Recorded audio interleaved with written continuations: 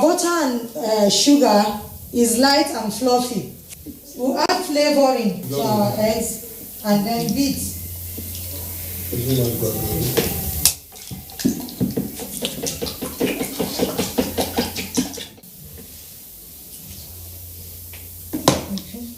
After beating your eggs, you add in your eggs and alternate with flour.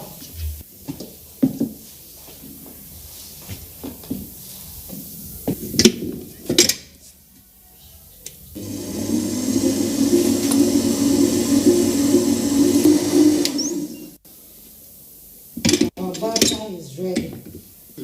The next procedure after mixing our batter is to fetch some portion and color. We'll pour in our red food coloring.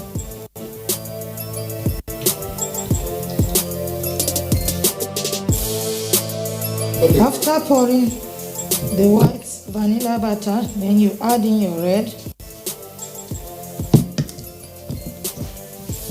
Then you pour in the vanilla butter again. And then you tilt your pan to ensure your butter is leveled. Then you preheat your oven and take in your pan to bake the cake.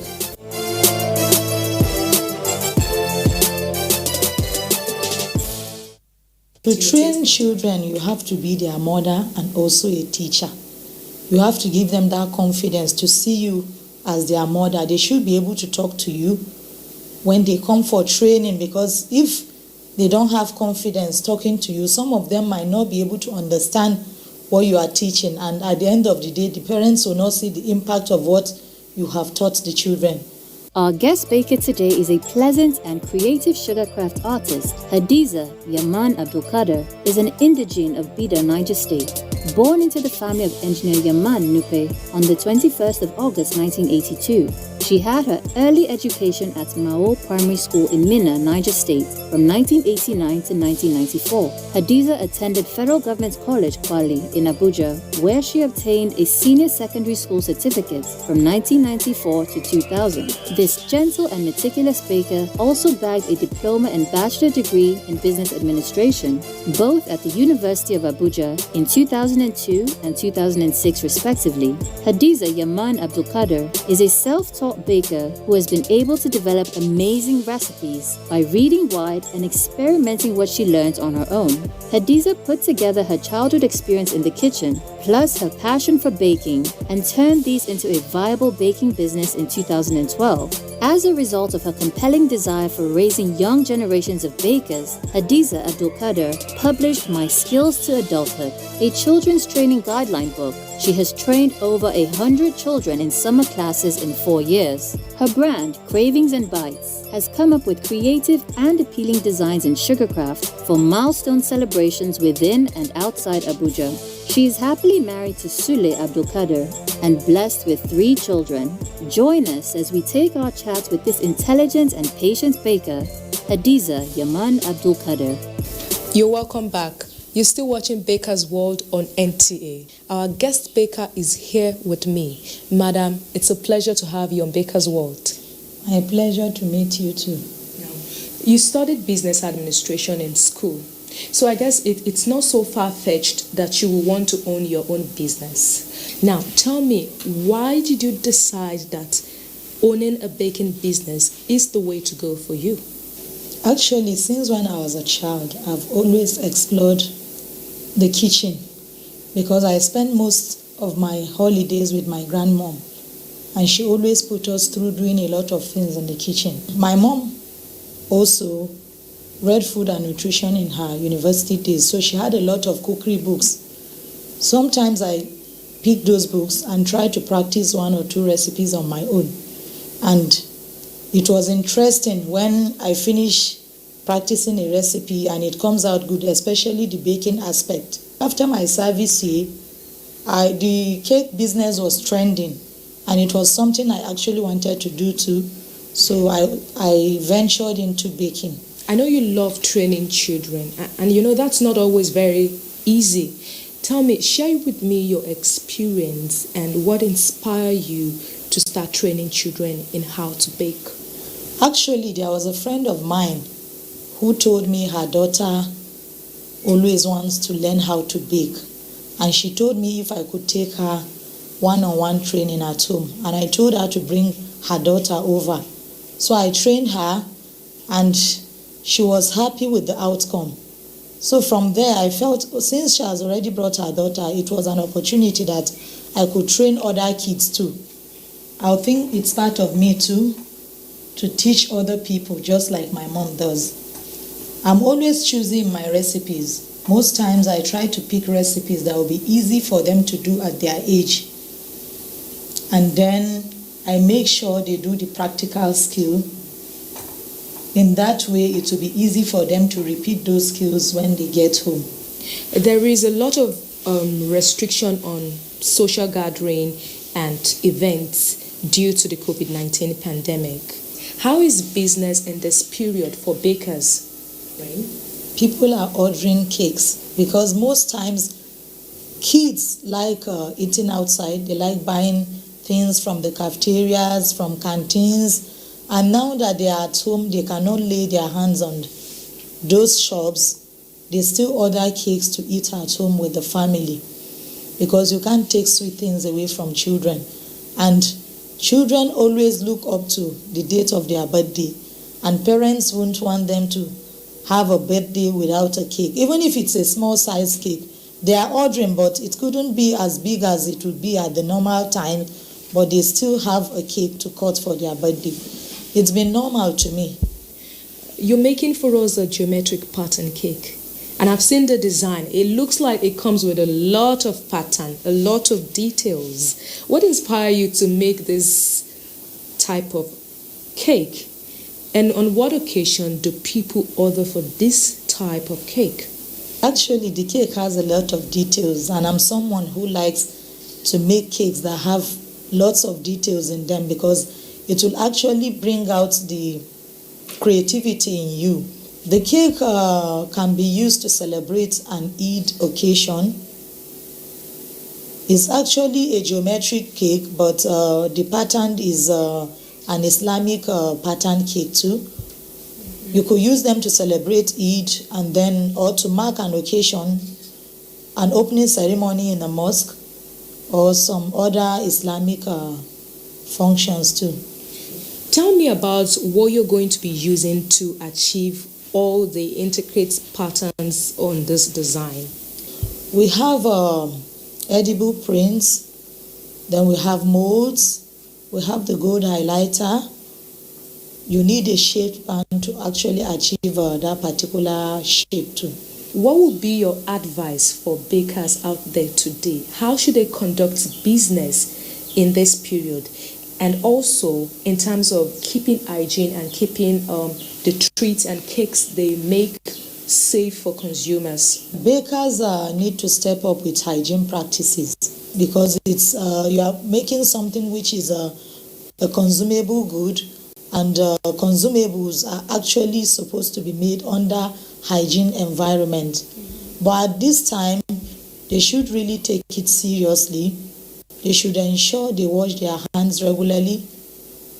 You should keep your surfaces and environment very clean. They should keep their machines and other utensils used very clean. You should also take transfers and not cash at this period, so you don't have hand contact with your customers, except on cases where transfers cannot be made. I would advise delivery at this point, where your delivery agent would sanitize properly and drop for them, so you would minimize the number of customers that come to have direct contact with you. Thank you so much. It's truly an inspiring conversation. Thank you too. That was our conversation with the CEO of Cravings and Bite, Mrs. Hadiza Yaman Abdulkadir. But before we go back to decorate our cake, we have Baker's Gist on the lineup for you. Please enjoy it.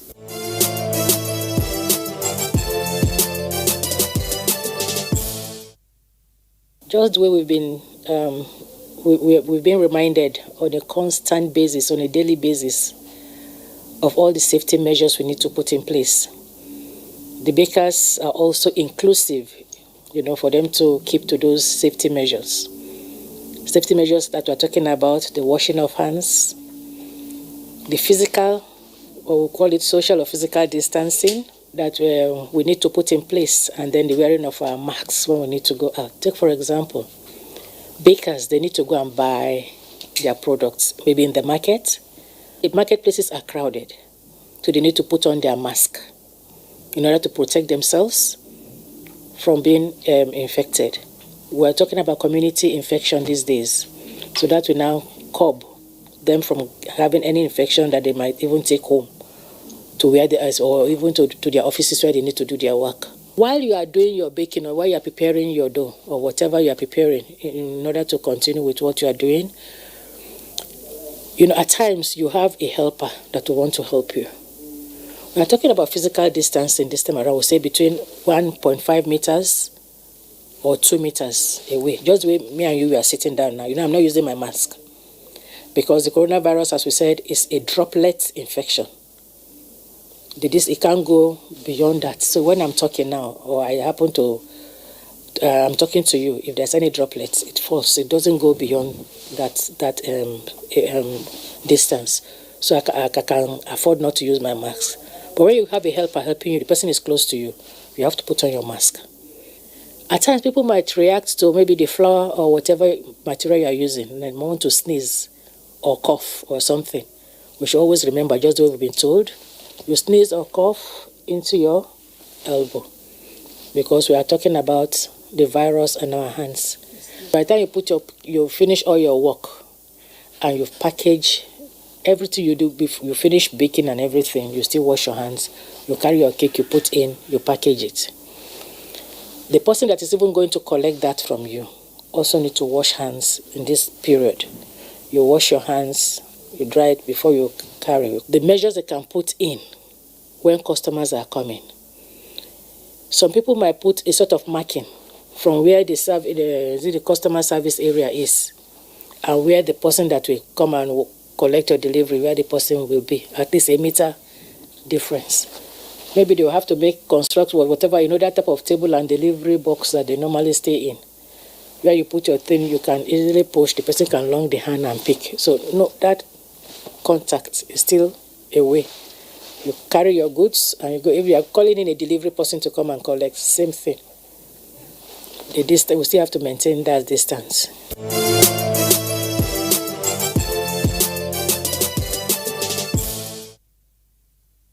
Our hexagon-shaped cake is out of the oven. We will need to cover it with fondant. But before we do that, we'll chrome coat our cake with butter icing to enable the fondant stay on the body of the cake. So you apply butter icing and spread it over all around the cake. You would apply butter icing on the other layer too.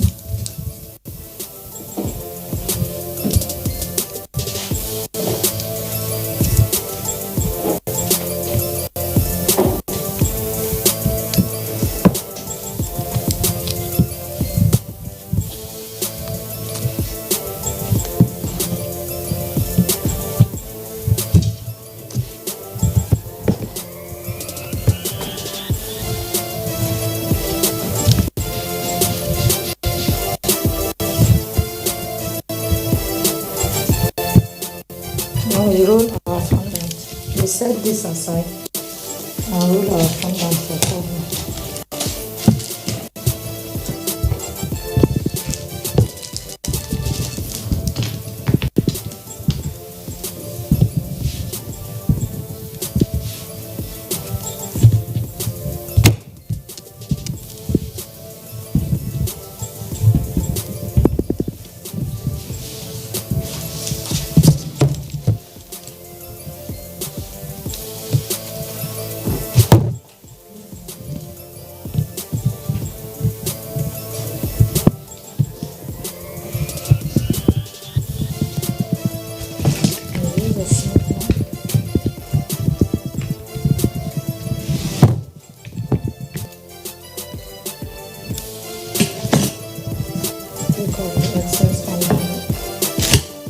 smoothing your cake once again.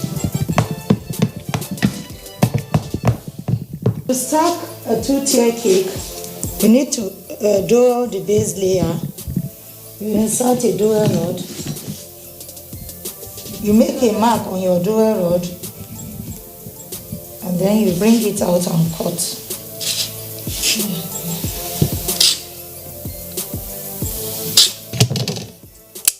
And insert the dowel. After doweling, you can now add up your top tier.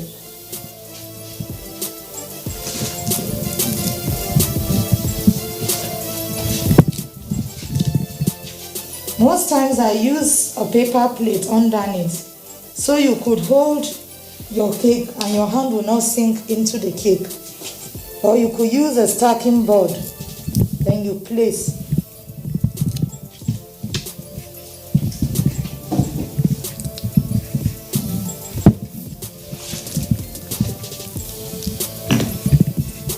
To make a geometric pattern cake, we actually need our pattern, geometric pattern.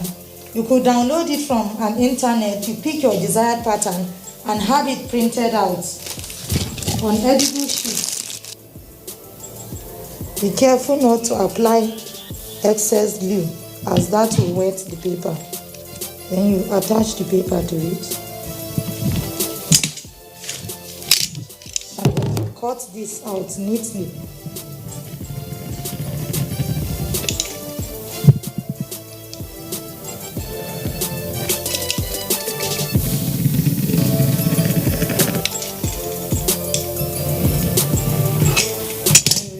Excess fondant.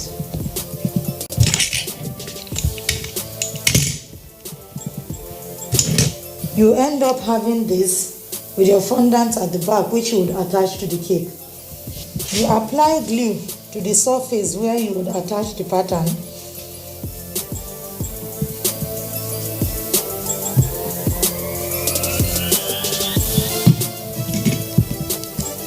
Then you attach your pattern.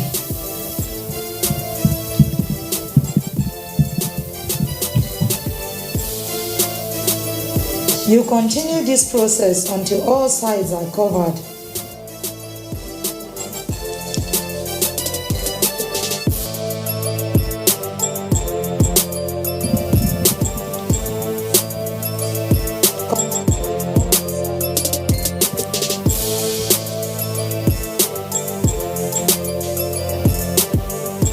You want to cover the topmost tier of the cake. Roll out our fondant.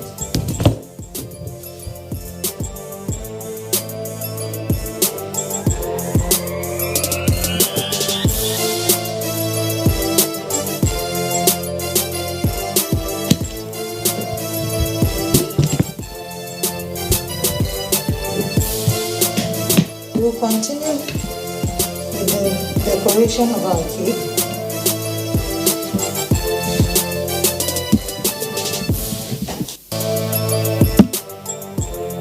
Add the topmost part.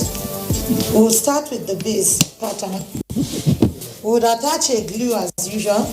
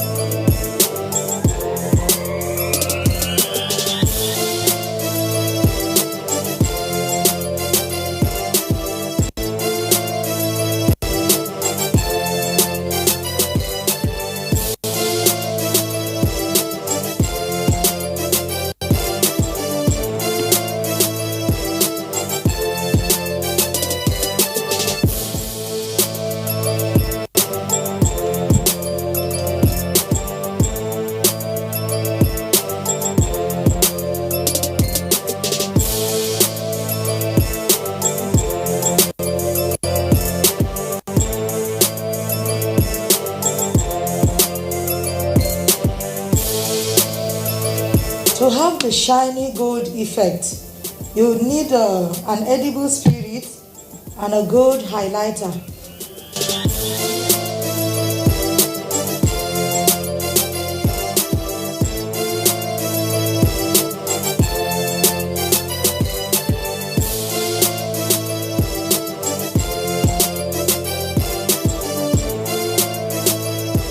We are done with our geometric pattern cake.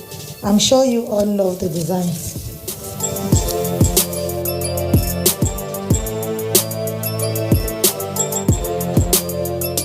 Wow, this is such a beautiful cake. I love it. Well done.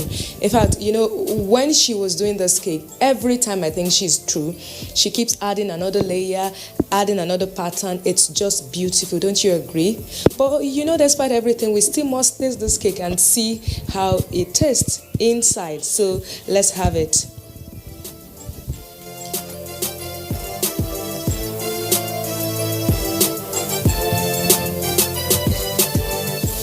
Fantastic, fantastic. This is just delicious. Even the red marble on it is very beautiful. I love it. Well done once again. I'm sure you've learned one or two things from our baker's creativity. That's all we have for you today on Baker's World. Till next week, when we come your way with a more exciting episode of Baker's World, you can reach us on all our social media platforms, Instagram, Facebook, YouTube. It's Baker's World on NTA. Till next week, my name is Funke Oyele. Thanks for watching.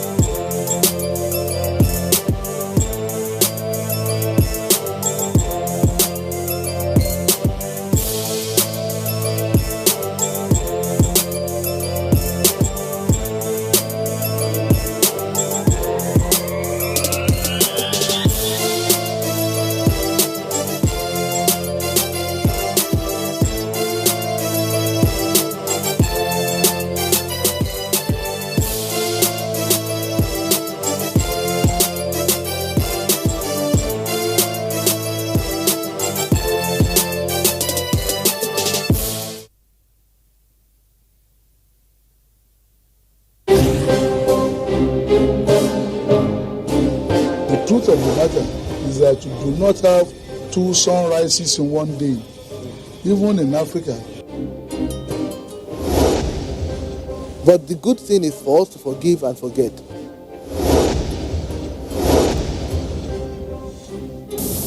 History will take care of everything. My name is Baba Kingibe. On behalf of the federal government, I tender the nation's apology to the family of late MKO Abiola.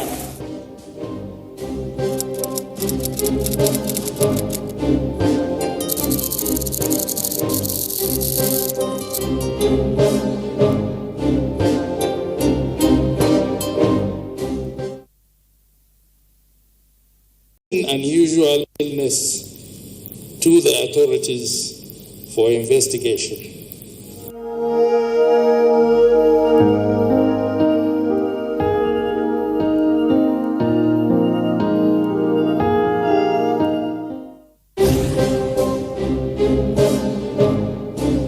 The truth of the matter is that you do not have two sunrises in one day, even in Africa.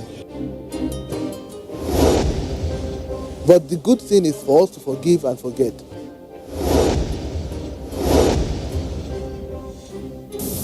History will take care of everything. My name is Baba Kingibe. On behalf of the federal government, I tender the nation's apology to the family of late MKO Abiola.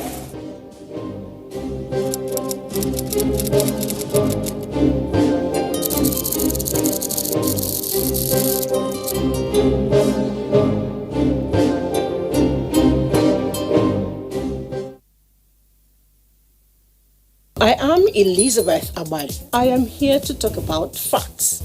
There is so much misinformation and distortion out there, especially on the social media.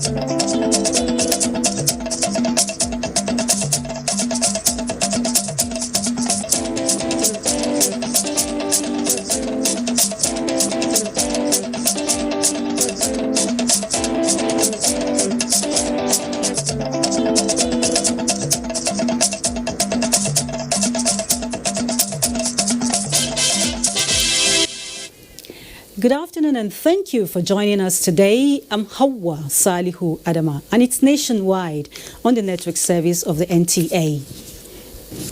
We start with the economy. Vice President Yemi Osinbajo has formally submitted to President Muhammadu Buhari a compendium titled Bouncing Back, the Nigerian Economic Sustainability Plan. The report by the Economic Sustainability Committee, headed by the Vice President, recommends far-reaching measures towards converting prevailing crisis occasioned by the coronavirus pandemic to a victory for the Nigerian economy. State House correspondent Adamu Sambo has the details.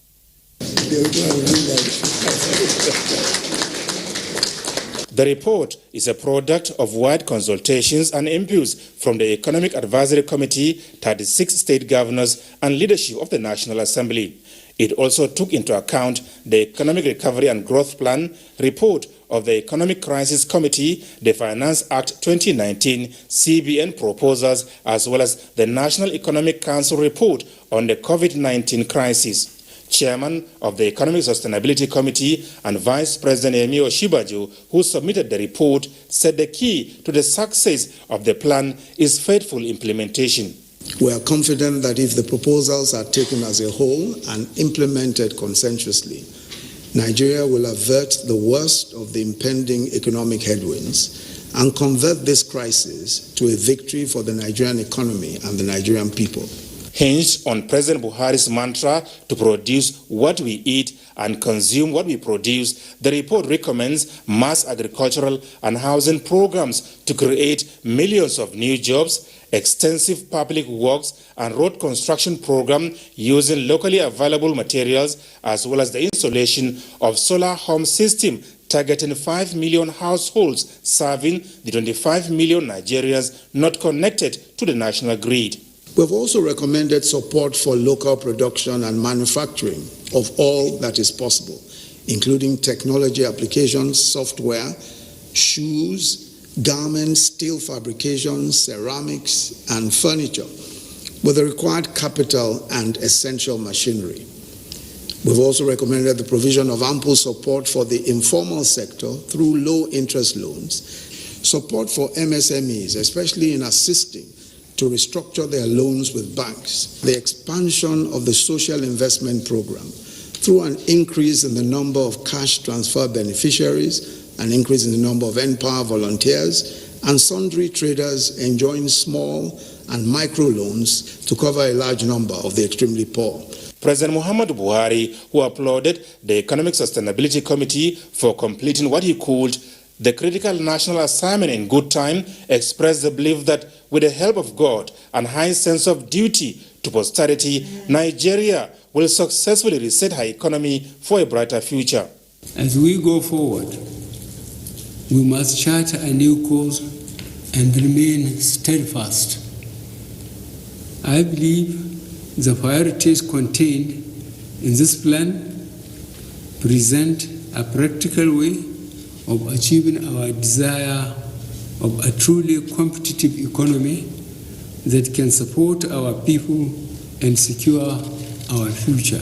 President Buhari saluted Nigerians for their resilience in adapting to the realities of the COVID-19 effects, while continuing to recognize the superhuman efforts of the frontline health workers who continue to play a critical role in keeping the country and the people safe. We have a great work ahead of us.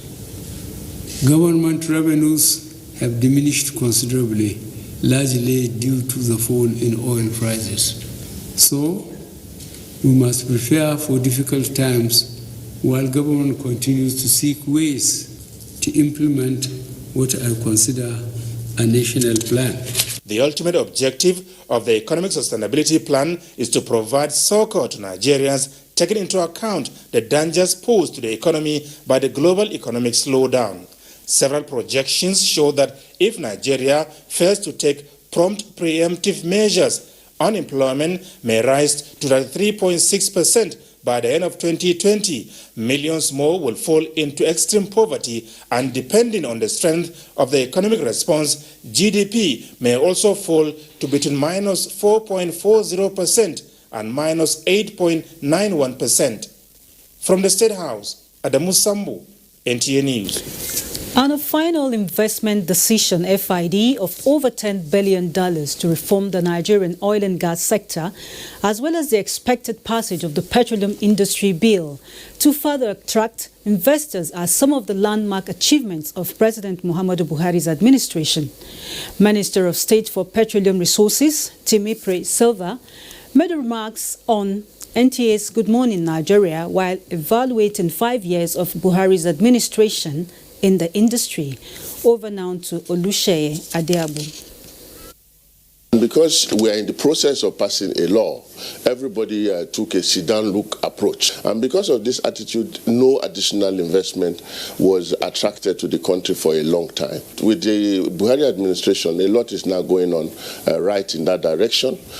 We've gotten a draft of the PIB, which is, I believe, very acceptable and the most credible version that has been produced since then. Minister of State for Petroleum Resources, Temipre Silva, explained that with the deregulation of the downstream sector and subsidy removal, expectations are high for more investments, especially from the private sector. Today, if subsidy is out, then nobody has that excuse anymore. So we are expecting to see a lot of growth in the refining sector as well.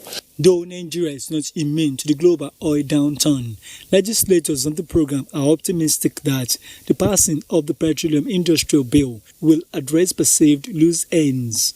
With the law, with the PIB, maybe we'll have more investors come back. Those independents that sold and left, even the big majors will explore more. So we'll probably have managed our upstream very well. The improvement and achievement we are seeing in the last 5 years is the seeming transparency and willingness to carry major stakeholders, including the National Assembly, along. They've been telling us we're at this level, we're at that level, which we had never had before. Professor of Petroleum Economics, Wumi later identified some challenges in the industry and preferred solutions.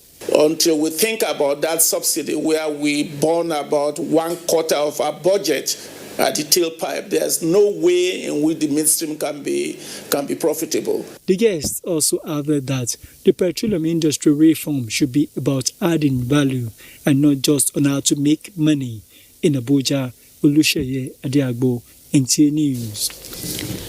The Senate has passed the revised 2020 budget of 10.810 trillion naira, of which 2.9 trillion naira is for debt servicing, 4.9 trillion for recurrent expenditure, while 2.4 trillion goes to capital expenditure.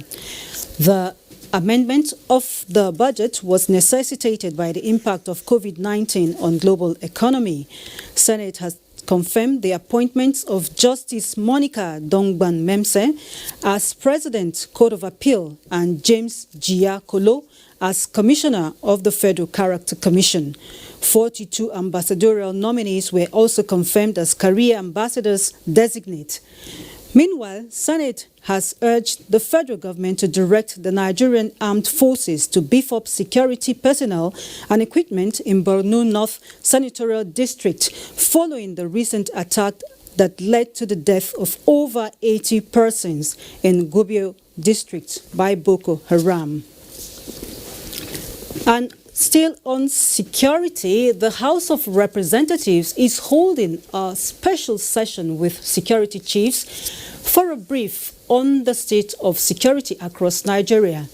Before the meeting went into closed door, House Speaker Femi Gbajabiamila commended the service chiefs for what they have done so far. He added that lawmakers are not happy because constituents are wary, considering the recent spike of security breaches in parts of the country. He said the meeting is meant to chart a way forward. In the meantime,